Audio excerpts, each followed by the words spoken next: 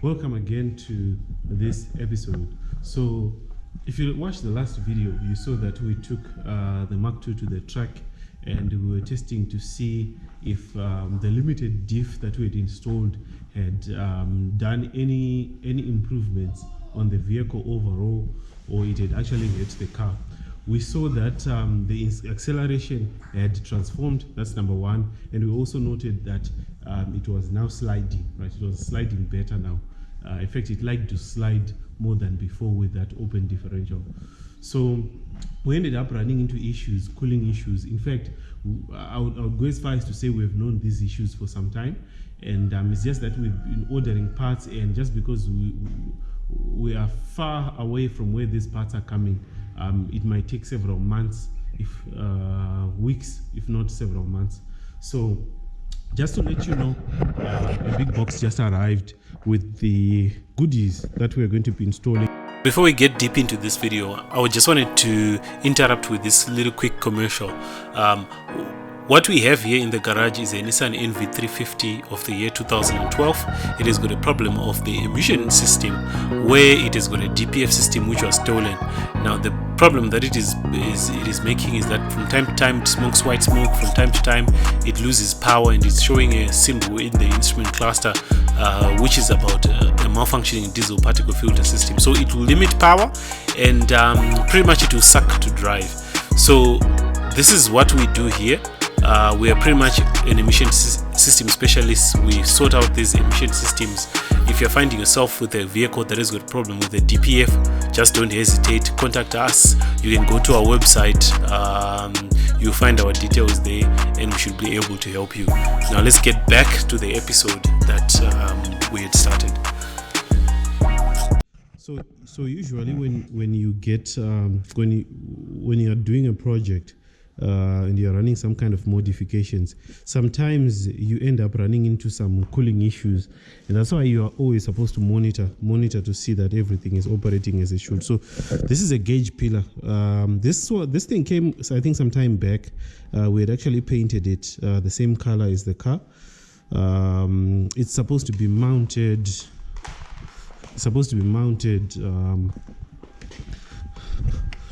Right over here. This is where it is supposed to go, right? That's where it's supposed to go, right?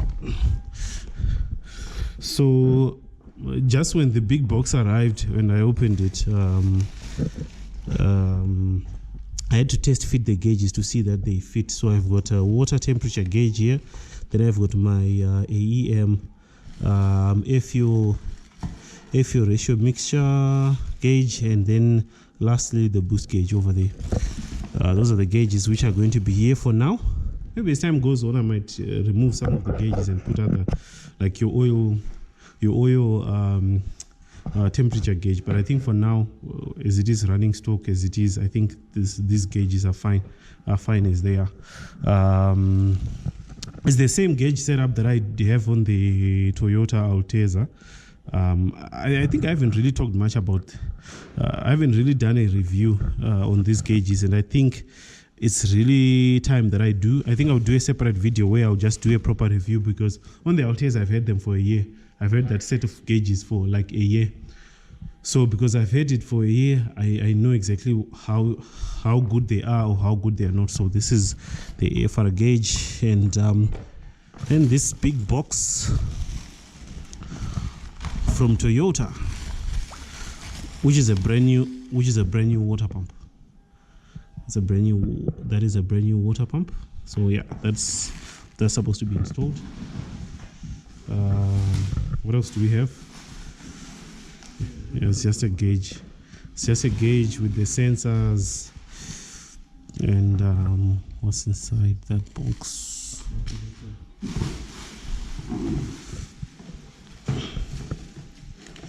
Okay, that is just an adapter piece for the, and then some seals. I think seals for the injectors.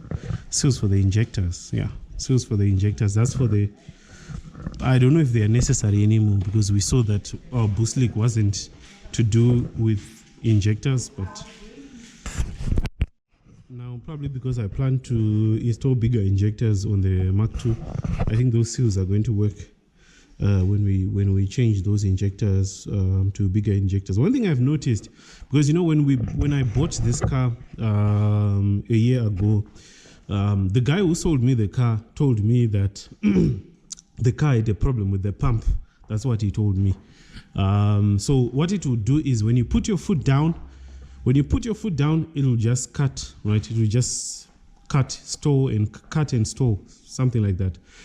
So he thought it's a problem with the fuel pump, but I know for sure that he had tried to change that fuel pump, and that didn't change at all. Now the problem why it was doing that was because of it had boost leaks.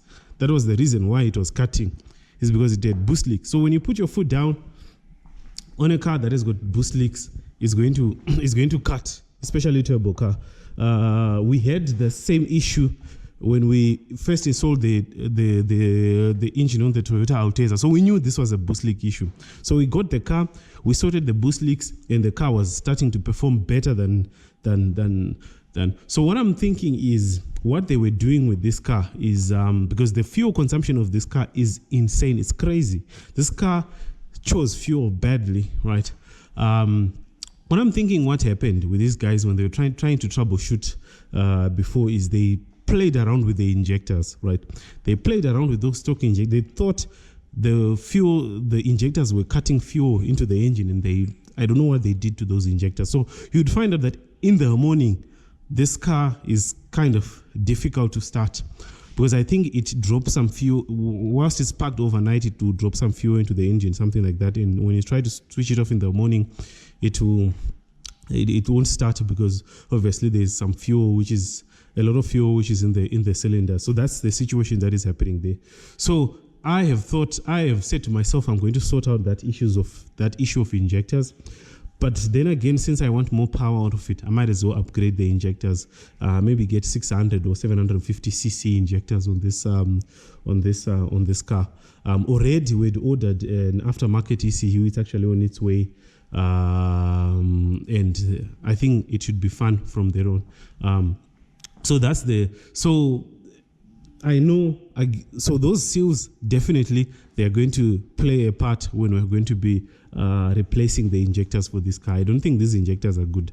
I think because when we went to the track, I think we put about almost three quarters of fuel, and we just did a few runs around the track. We didn't spend a lot of time there because or we didn't drive it too much there, because we ended up seeing that we had cooling issues. So most of the times we'd drive around, and then we would park, let it cool down, run around again, let it cool down, something like that. And from 3/4 tank, now it is at half tank, right? So that's too much. That's unheard of. That's crazy.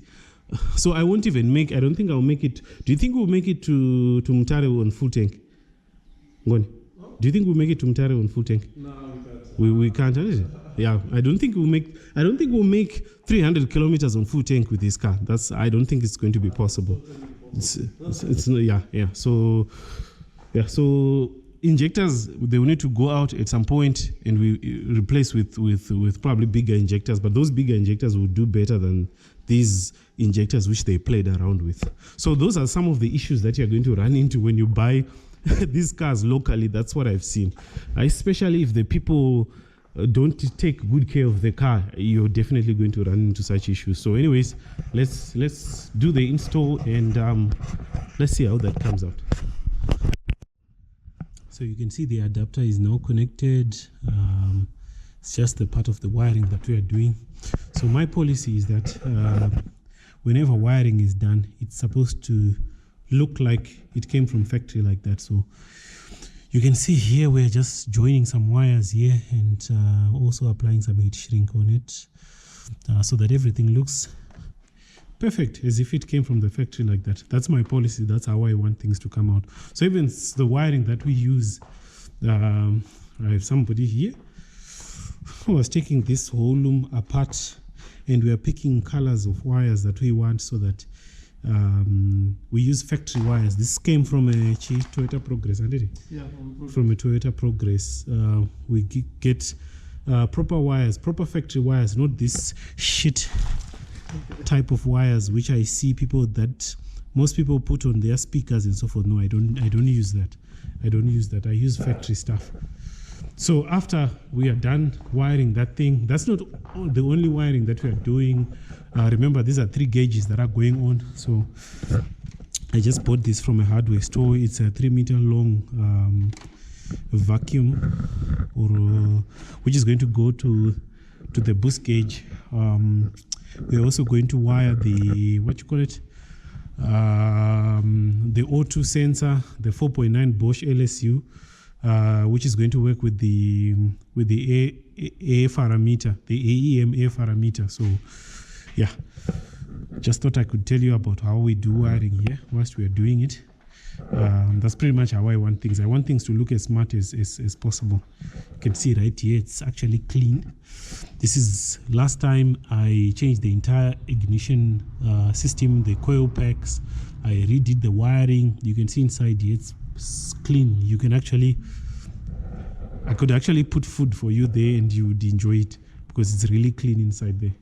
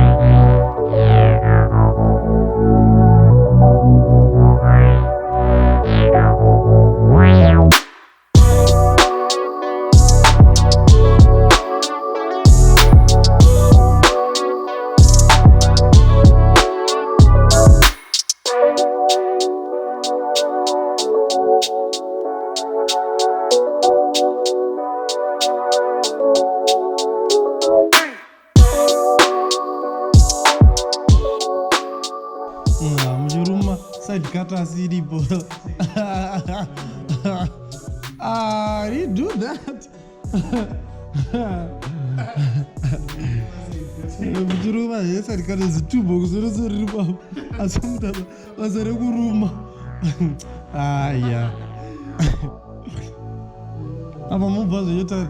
I like things to be like where the car factory.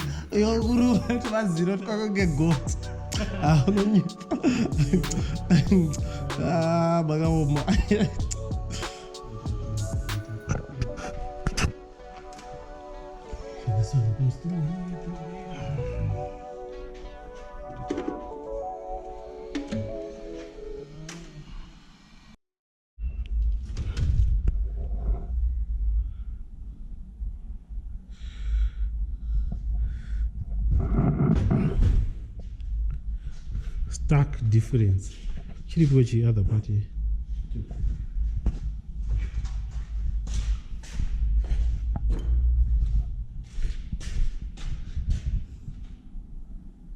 Spot the difference.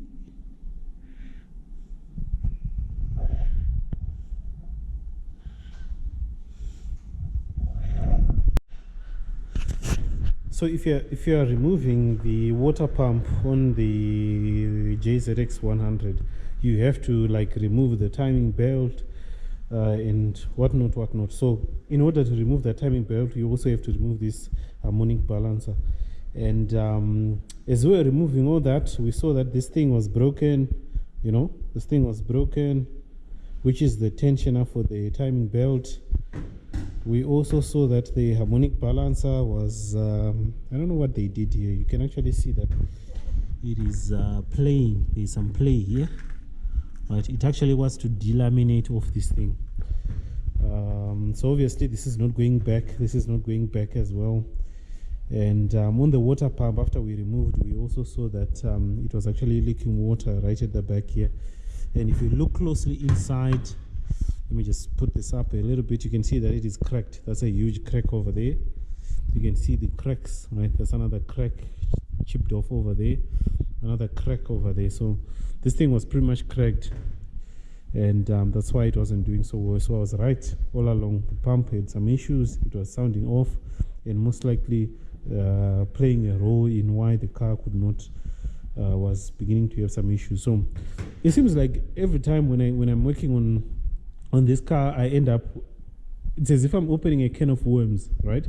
But at the same time, I guess that's also good, because then I find opportunities to improve. I find opportunities to sort out those places that can end up becoming a problem. So this I've replaced. I just got another one. We've replaced this, and also this again, the tensioner we've also replaced. So when we laid the timing alignment marks, we noticed that one of the gears was off, right? One of the gears was off by like a tooth. Now I know this configuration of the teeth on this 1JZ. It's a 36 tooth missing 2. So if I'm just going to calculate, I'm just going to say 360 degrees divided by 38, and you're going to find somewhere around 9 degrees. So I'm thinking this car was off by about 10 degrees of timing, and it was not advanced. It was actually on the retard side. So definitely what this means is maybe this is why this car was showing a lot of fuel. Maybe this is exactly why. So even if we thought it was making power, maybe it's actually going to make a lot more power after everything has been put together. So we'll see when we put everything proper, we take it for a test run, and there should definitely be a change from what I'm seeing. And this is actually a good thing that we had to go this far. We had to take everything apart as we did.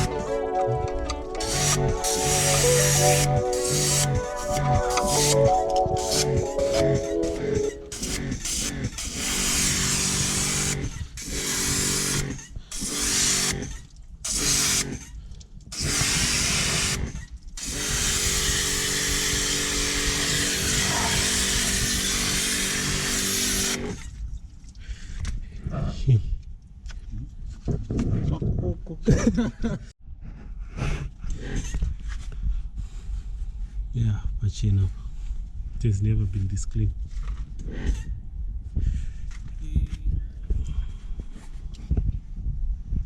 Especially these gears, because now you can easily trace for any oil leaks. You can easily trace. So I'm just preparing to take it for a test. Looking at my gauges, they look nice.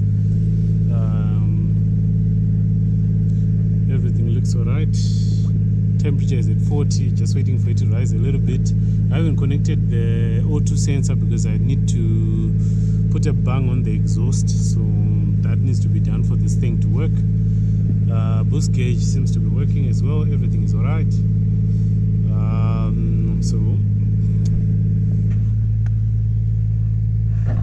we're just gonna drive and see if we're going to have those issues again. And but straight out of the gate, I can feel that the car is running far much better than before, because it was harder to start. That's number one. Number two, even just how it revs. All reasons are going out, it revs better than better than before. Feels much better, and the vibration is less now. Feels like there's less vibration. Let's go 43 degrees Celsius. That's enough.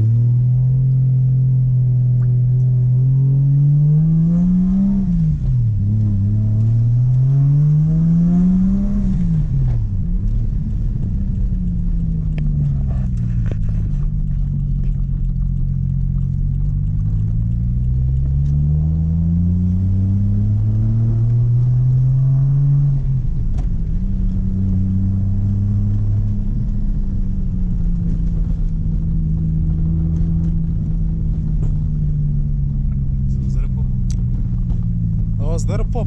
Yes, was that a pop? I think what's because I don't think that was a pop. It's way too early to be starting to do pop scissors. Like,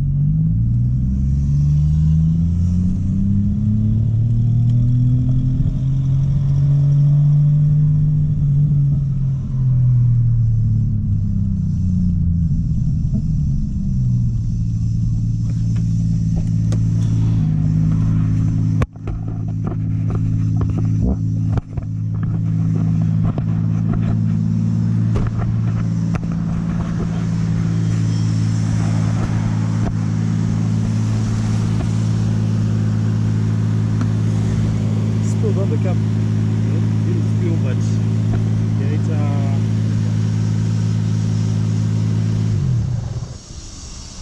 let us move up a little bit. So we should move it here. Some a bit. I don't think anything will happen. You so wrong. Stop wrong. So which means something is happening by the cap. Something is definitely happening by the cap or something. So we still have that issue. Of course, the temperature was at 70 degrees Celsius, but we should be struggling to even get to 60 degrees Celsius. We should be struggling. It's not that bad. Yeah, it's not hot at all. It's not hot at all. But it's making lots of boost.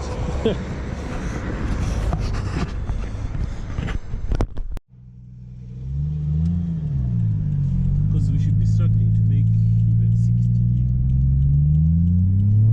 Because we have no thermostat.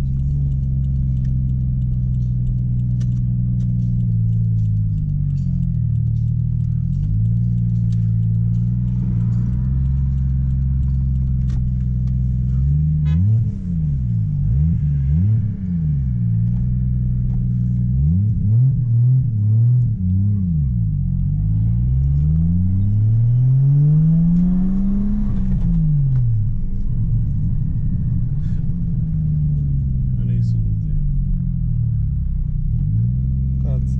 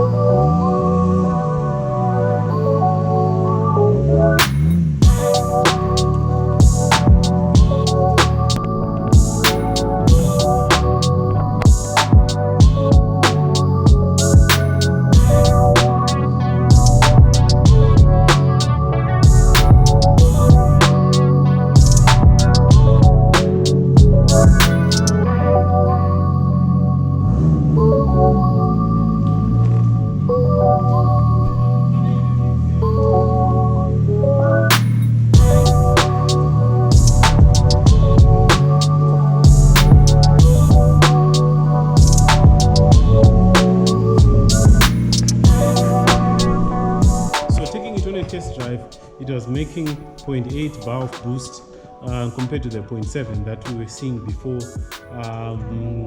So that's an improvement. Now it runs even smoother, I think because of that correction that we did on the timing gear. So now I'm noticing that it's also pushing coolant back into the expansion tank. I have no idea why it is doing that.